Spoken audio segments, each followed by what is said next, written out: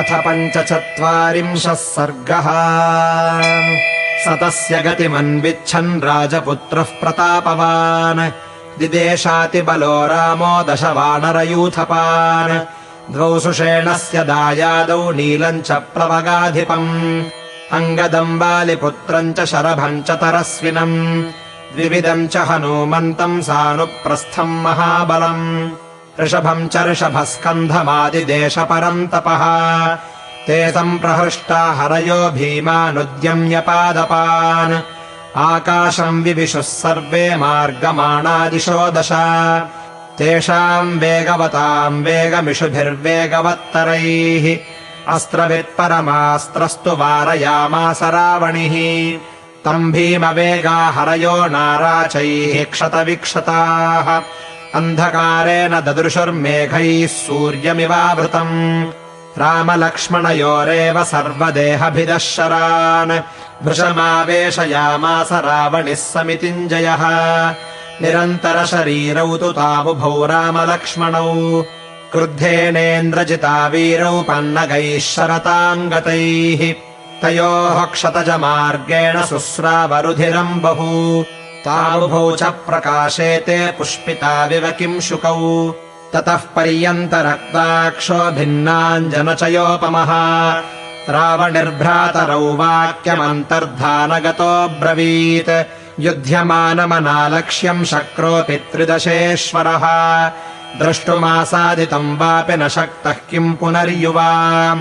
प्रापिता विषुजालेन राघवौ कङ्कपत्रिणा एष रोषपरीतात्मा नयामि यमसादनम् एवमुक्त्वा तु धर्मज्ञौ भ्रातरौ रामलक्ष्मणौ निर्बिभेदशितैर्बाणैः प्रजहर्षणनाद च भिन्नाञ्जन च यश्यामो विस्फार्य विपुलम् धनुः भूय एव शरान् घोरान् विससर्ज महामृधे ततो मर्मसु मर्मज्ञो मज्जयन्निशिताञ्छरान् रामलक्ष्मणयोर्वीरो ननाद च मुहुर्मुहुः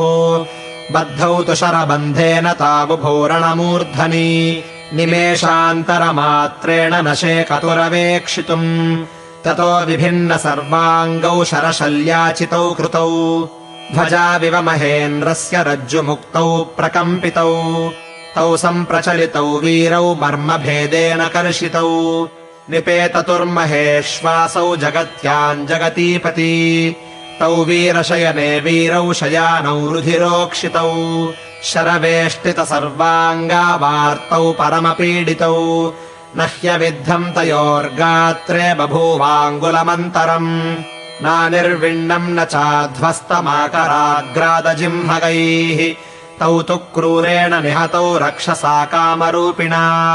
असृक्सुश्रुवतुस्तीव्रम् जलम् प्रस्रवणाविव पपात प्रथमम् रामो विद्धो मर्मसु मार्गणैः